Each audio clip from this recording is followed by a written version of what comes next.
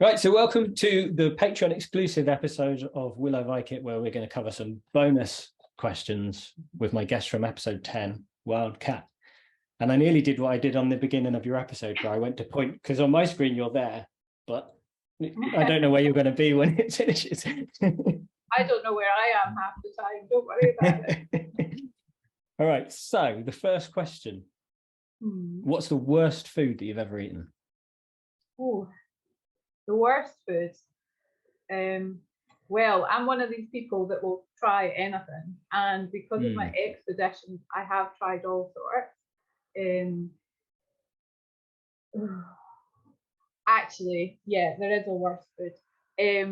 So I was on, I think it was one of my Amazon expeditions, and there were these lovely guys, these two guys from Germany, and they were on cooking duty. And a bunch of my expeditions, generally breakfast is porridge. I never used to be a porridge fan. Burnt porridge especially is pretty horrific. But these guys decided to liven up the porridge by making salsa porridge, which was exactly that, porridge with salsa, quite a spicy hot salsa mixed in. And funnily enough, they never got on cooking duty again, which was a fantastic gameplay because you had to get up at like 4:30 in the morning when you were doing cooking duty. So they probably did it on purpose. I don't know. There's a question mark to this day, but yeah, even thinking about it now, and I've got a hardy stomach, no, I'm good. I must admit, I didn't expect that answer. That's an odd. Wow, that's thrown me a little bit. I almost need to try it now. That's what I was going to say. I tell you what, try it sometime. Try it. I'll make it for you. All right. So next question. What is the most memorable meal you've ever had? That is a really difficult question. Oh, yeah. Oh, I don't know how to answer that one. I guess it could be memorable in a good way or a bad way. I mean, the salsa porridge was memorable, and a couple of hours later as well. So, you know what? Actually, thinking about it, I'm very, very lucky. Because of where I've been and the stuff I've done, there's been some really tasty meals or memorable because of the places we're in or the people I'm talking to, and I've been really lucky with Wild Katt foraging that I can get quite creative with it, and I have had some nice surprises when things have worked out. Oh, I really don't know how to answer that. I'll tell you what, I'll pin it down to a memorable meal in the last year, and I would say it was I'd made a forage cake. I was visiting someone up in Torridon, and I'd made it. I think it was a elderflower and rose petal, whatever forage cake. And I took it with me when I went up a mountain. And I did some Munros in Ben Alligan, which are the hardest mountains I've done in Scotland. And it was a glorious day. And there's a lot of like rock climbing in it, the grade 5s. And I got to the top, and I was doing a solo hike, got to the top of the second mountain that's like that. And like it's hundreds of meters dropped down below me. And there's a raven soaring down beneath me and above and around. And I was knackered, but I sat there with this bit of cake that I'd made, looking over the mountains.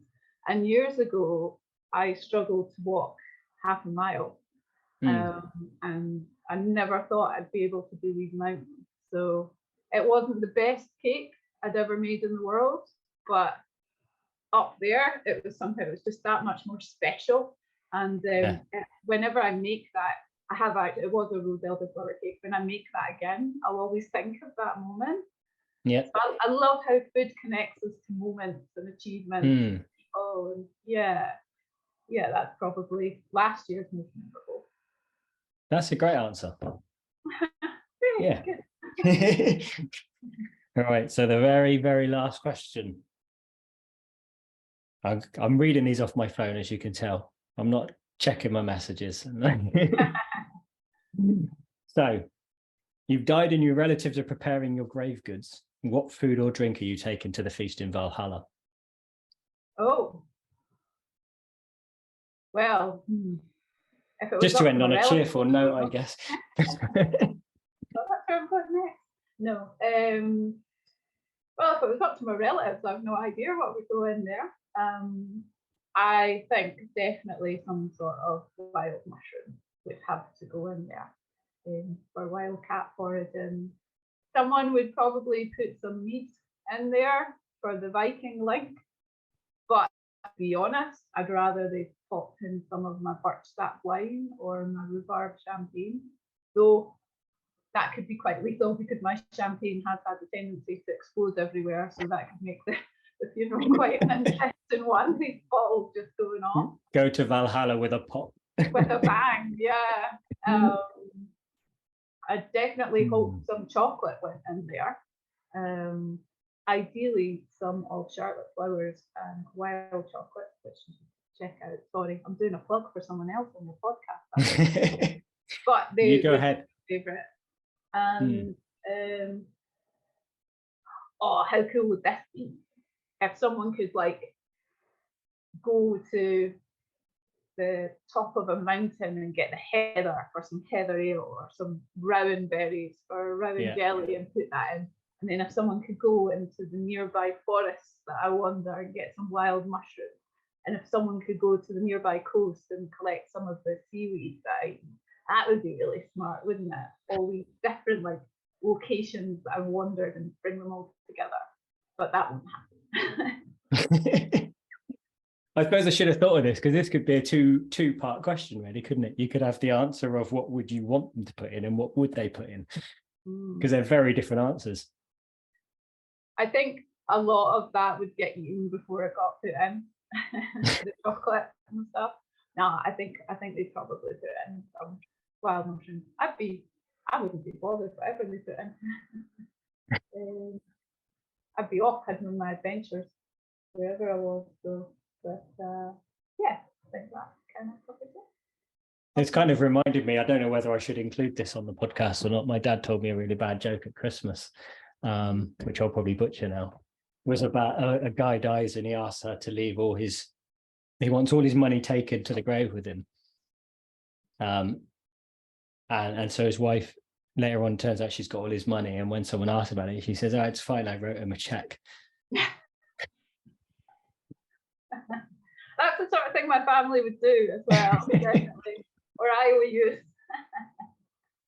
I probably really butchered that, but on that note, thanks again for doing the extra bonus content for me. Yeah, quite all right. Always a pleasure.